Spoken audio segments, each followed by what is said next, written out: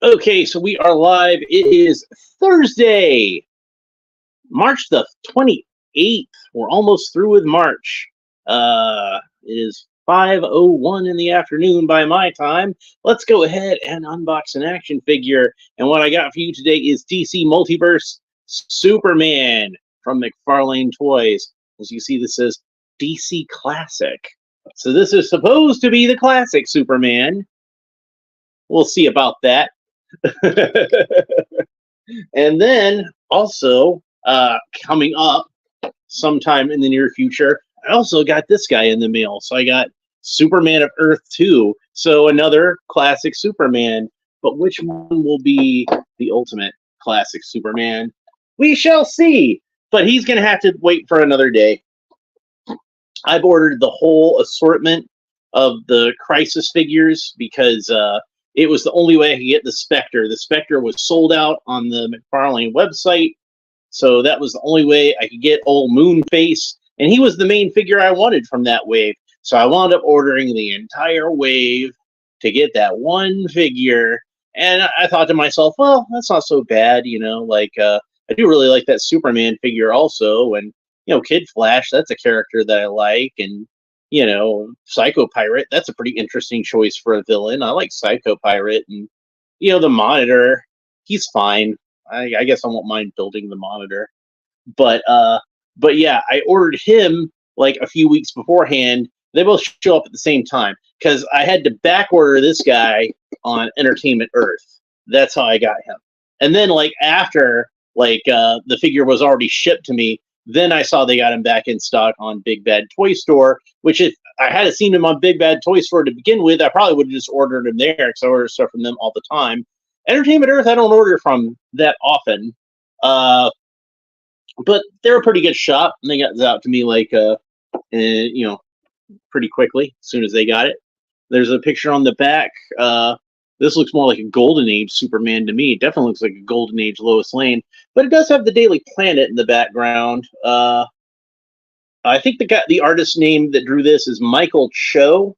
I really like his style. It's very reminiscent of Darwin Cook, who's one of my favorite artists. So, we might not have Darwin Cook with us anymore. Sadly, he is no longer with us, but we still have Michael Cho, and he's able to give us some good artwork. So, yeah, we already looked over the whole package, I think. Let's go ahead and open them up. So there we go. Get Superman out of the package. I know I had some other Superman figures around here, and my plan was to compare some of the Superman figures. Like I like to compare some of these figures from time to time. So let me make sure I've got all my Superman figures ready.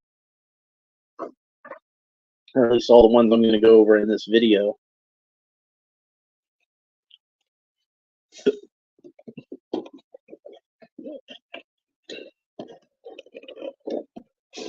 So there we go. He's out of the package. He does come with a flight stand. So that's nice. Every flying figure should come with a flight stand. Every character, every action figure should come with an action figure stand. And every flying character should come with a flight stand. That's my opinion. Now, I'm happy that Mcfarlane gives all these DC Multiverse figures their own stands, but I do think a lot of the times there are characters that would benefit from a flight stand that don't always come with a flight stand. I will point out real quick that this guy, who is a rather expensive figure, if you bought him at full retail price, does not come with a flight stand. But I'll get more into that when I talk about him. He's not even going to be the first of that wave that I'm going to open because, of course, I like to open them in the order that I'm putting the Build-A-Figure together. So that's how we're going to have to do that one, which means he's what parts does he come? I think he comes with the arms. So he's either going to be like last or second to last, depending on how I want to do it. I think I might do him last because otherwise I'd wind up doing Kid Flash last, and you're supposed to save the best for last, not the worst. Like I don't want to put the cart before the horse or anything, but if you've seen some of these reviews for the Kid Flash figure, there's a lot of problems with that Kid Flash figure. But I don't want to get into all that right now. Right now, I want to talk about DC Classic Superman. There we go. There's the same piece of artwork we saw in the back. Lovely piece of artwork. I can't see the artist's signature on this version either. If it is on there, it's really tiny in such a way where I can't see it. But I believe Michael Cho, like I said, is the artist's name. That might be something Mcfarlane might want to consider doing, is crediting the artist on the back, so I don't have to guess about these things. And granted, it's an educated guess for me because I tend to know a lot of these artists' styles. But let's go ahead and read the back of the card. That's what the back of the card looks like in case you missed it before. And it says, Superman, DC Classic, data file, real name, Kal-El, Clark Kent. Superman is the world's greatest hero. He is a tireless champion, dedicated to protecting life and battling injustice, not only in his city of Metropolis, but all over his adopted world and across the universe. With his fantastic powers and abilities, fueled by his alien cells, which hyper efficiently process the solar energy of Earth's yellow sun, Superman is an unstoppable force for good and a steadfast punisher of evil. Superman is a founding member of the Justice League and an inspiration for countless other heroes, continuing into the 31st century and beyond.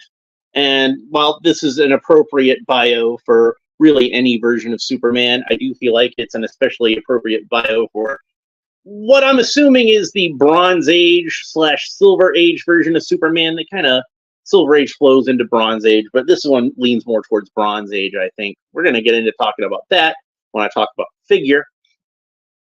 But it's the Superman that I grew up with. It's the one that I remember in the earliest Superman comics that I read when I was a child, illustrated by the great Curt Swan, who I still consider to be the greatest of all Superman artists. The guy who inspired the other greatest Superman artists, guys like John Byrne, Jose Luis Garcia Lopez, Dan Jurgens, like all the guys that I really like.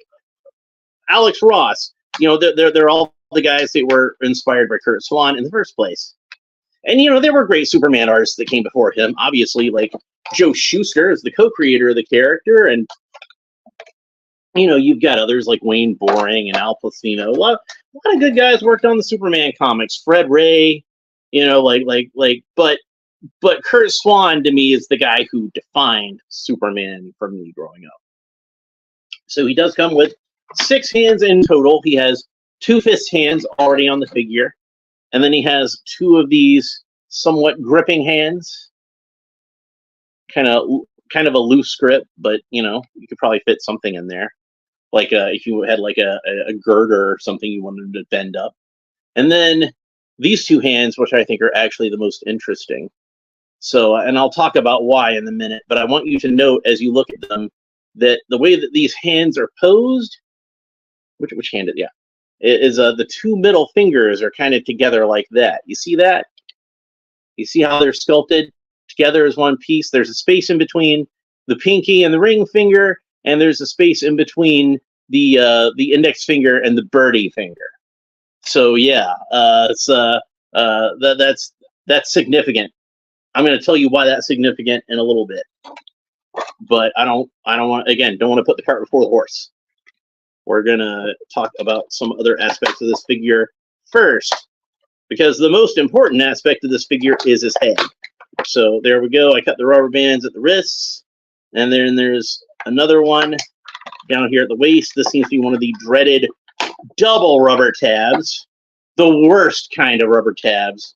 And rubber tabs are like horrible to begin with, so you got to be really bad to be the worst kind of rubber tab. And there we go with the ones at the ankles. And this did go like directly into his ankle joint, so that's really annoying. Would you get in there? That's what she said. All right, so then we can, I think, yank Superman out of the box. Come on, you. And try not to scratch up his cape as I pull it through the hole. I don't know how they get the capes into those holes. They probably aren't as careful about it as I am. And there we have Superman out of the package. Now, if you're at all familiar with this Mcfarlane line, and you've been paying attention to the Superman figures, people know that this is a body that has been used before. This is a one that we've seen before, and here it is. I believe this one was based on the artwork of Lee Berhemo. I think that's how you say his name. I could be wrong about that, but yeah, you can see like it's based very much off his artwork in the sculpt, and this one is colored very much like his artwork, where it's that kind of more muted, kind of somber tones to Superman's outfit. The cape is like more of a burgundy than a true red. The blue is kind of almost gray. The kind of a washed out sort of look. I think he's trying to make it look more realistic, but it's one of those things where it's like I kind of figure Superman should be more vibrantly colored. Even Zack Snyder's version of Superman is more vibrantly colored than this. Say what you will about Zack Snyder, but like his Superman had that nice Spartan red cape, and I really like that. I don't mind if the blue is dark as long as it's a vibrant blue, and I don't mind if the yellow is dark if it's like more on the gold side of it. But that red, man, you've got to have red be like a bright, vibrant shade of red. Even if it's a dark red, it needs to be a vibrant shade of red. It's like a fire truck. He wants you to see that the red cape is coming. Lex Luthor used it as a threat, but for Superman, that red cape is a symbol of hope.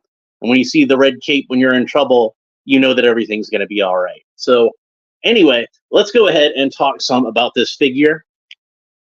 And the first thing I want to talk about is the head sculpt. And man, I love this head sculpt. It is just not just a great Superman head sculpt, but to me, this is a perfect representation of Curt Swan's Superman, as he drew Superman in the 1980s, like the late 70s and early 80s, when I was reading Superman comics, the first Superman comics that I ever read as a child. He looks very much like that Curt Swan Superman, and I was convinced when I saw this head sculpt that that was done on purpose. They very much wanted him to look like that classic comic book Superman as illustrated by the master. So that's why these hands to me are so significant, because oftentimes when Curt Swan would draw a hand open, he would draw it with the two middle fingers together like that. So when I see the hands with the two middle fingers together, then I'm more convinced than ever, this was definitely intended to look like Curt Swan's Superman. And I think they did a great job making the head look like the way Curt Swan drew Superman's face. Now, let's get into some of my criticisms as far as this being a classic Superman. First, I'm going to start with the more minor criticism, and that's these wrist cuffs, which Superman did not have during the Silver Age or the Bronze Age. If you go back to the very first appearance of Superman in Action Comics #1, you will find that Superman has wrist cuffs. He has little bracers around his wrists. They don't look exactly like this, but they're pretty similar. I'm pretty sure when Jim Lee did the his quote unquote redesign of Superman's outfit in Action Comics #1000, and all he really did was put wrist cuffs on it. I'm pretty sure that's where he got the idea for the wrist cuffs, is looking back at Action Comics #1. So looking at our Action Comics #1 Superman figure, you can see that he has the wrist cuffs, and I feel like that's appropriate. Now, they didn't bother to sculpt new boots for him, which really should be those kind of laced up Roman sandal looking kind of boots, but they did color them blue, which of course is what they were colored in that first Action Comics #1 story. Oh, and he also has a proper Superman belt, even if they were too lazy to paint in the belt loops. That brings me to the larger problem with this figure, is that even though it's supposed to be a classic Superman, even though it's clearly modeled on Curt Swan's Superman as far as the head sculpt and the hands, I'm going to go ahead and put those Curt Swan hands on there right now. Why not? Yeah. But the way that Superman's belt is depicted on this particular figure, Superman never had a belt like this in the comic books. up until after the Superman Returns movie, and that was where they put the S shield on his belt as a belt buckle, and even that one had belt loops on it. And like I said, this is based on Lee Brahimo's artwork. I hope I'm pronouncing his name right. And he drew Superman's belt like this, and for that's fine for this, but if this is supposed to be a classic Superman, why didn't why didn't you bother to give him a new belt? Like that would have been nice. Just pony up a little bit of extra cash and give him that new belt. And I think that would have made this figure absolutely perfect. And I would have said, this is the definitive classic Kurt Swan Bronze Age Superman. If you want a Kurt Swan, an action figure of Superman as he looked in the comics of the 70s and the 80s, look no further. This is it. But he's got the wrong trunks. What are you gonna do? What are you gonna do? So I'll tell you what I'm gonna do, because I'm me, is I'm gonna do a little bit of customizing on this guy, and I'm gonna try to fix his trunks. But since I don't want to mess up this figure, and he's kind of hard to find right now, and this one is a little more affordable, and sometimes you can get a good deal on him online, I'm gonna try to see if I can get one of these for cheap and mod the trunks on that one. I think that's what I'm gonna do instead, because I think that might wind up being like the easiest thing to do, as far as unless I see him for a cheap price, and then I might go ahead and buy another one of these, because that would be fun. But anyway, that's my nitpicks about this figure. It's also worth pointing out that he's got like an extra ridge at the top of the boots. It's supposed to be just one ridge, but he's actually got two piping, trim, whatever you want to call that. But yeah, so that's pretty much it as far as that goes. Again, no S on the back, just like with the original one, and that's unfortunate. But Mcfarlane just got to get those wrinkles in the cape. It's his trademark. So you look at Todd McFarlane's comic book artwork, and this is like a simplified version of how he would draw a cape. Look up Todd McFarlane's drawings of Superman, and you'll see what I'm talking about. He draws his cape all kinds of wild in that. I would love to have a figure, since McFarlane does a lot of these artist-specific figures. I would love to have a figure of Todd's version of Superman. I think that would look really cool on the shelf. It did have a lot of influence from Frank Miller's version, particularly in the way he drew the hair. But I think it's still distinctive enough that it deserves its own figure. So, Todd, if you're watching this, I know I'm kind of critical sometimes, but I'm a big fan of your work. I like your comics. I like your figures. That's one to consider. I would love to have a Todd McFarlane Superman. So, anyway, let's move on to the articulation. So his head rotates all the way around, of course. He can look up about that far, which is good for a character that flies, to have like that much range of motion on the neck looking up. He can look down about that far, so pretty good range of motion at that. He can tilt his head kind of quizzically to the side, move his head really around anyway, which way he wants. It's on a good ball joint, so that's good. The arms rotate all the way around at the shoulder, and they move up about that far. Not the furthest that I've ever seen on a Superman figure, but far enough, I think. They rested his arms about his sides about like that. He does have the double jointed elbows. Good range of motion on the elbows. And this wrist joint does seem a little loose where I plugged this in at. I might have to hit it with a hairdryer or something. At the hand, it seems loose at the hand. So he does have a bicep cut. The bicep rotates all the way around, even though it is a little tight and the shoulder's a little loose, so it tends to want to rotate at the shoulder. But he does have that. He's got the great sort of McFarlane articulation at the torso, so you can move him around any which way like that. So we can get some good dramatic flying poses out of him. Let's go ahead and, while I'm talking about it, get him into that classic Kurt Swan flying pose. And I feel like it's appropriate to have the fists for that. So I'm going to swap back to the fists. Especially because, like I said, that hand seems a little loose, and I don't want to have it fall off on me. I'm going to turn this hand so it's more facing up. I kind of feel like that's a little more with the Kurt Swan style. And yeah, that's what I'm talking about. That's how Kurt Swan would draw Superman flying into action. Very cool. All right, so moving back to the articulation, the leg can kick up about that far. It is a little hindered by these rubber trunks, but that's to be expected. And then double jointed knees. His knee can bend about that far. He does have the cool Mcfarlane ball joints at the ankles. His ankle can point down about that far and point up about that far. Now, there's no boot cut, even though this seems like it's a separate piece of plastic. They could have put a boot cut in there, I think. But since he does have the Mcfarlane ball joints at the ankles, you can still move them around any which way. So it more than makes up for the lack of the boot cut. And then finally, they have toe articulation just because they want to show off. And then since Superman has the flight stand, we can go ahead and put him on the flight stand. So I'm going to do something I haven't really done on this show before. I'm going to flop it around this way so we can have him lie on his belly while he's on the flight stand. And if we get him into kind of a George Reeves sort of flying pose. When you'd see him on the old Adventures of Superman TV show, it was often just straight like that, fists forward, da da da da da da da da da da da da, like that.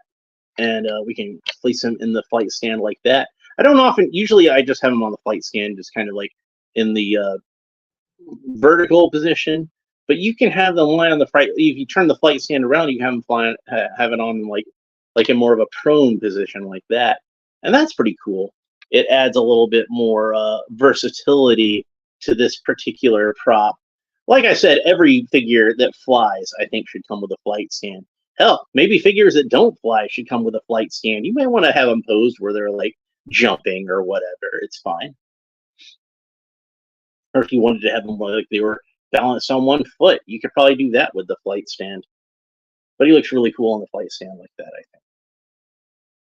Flying towards the camera.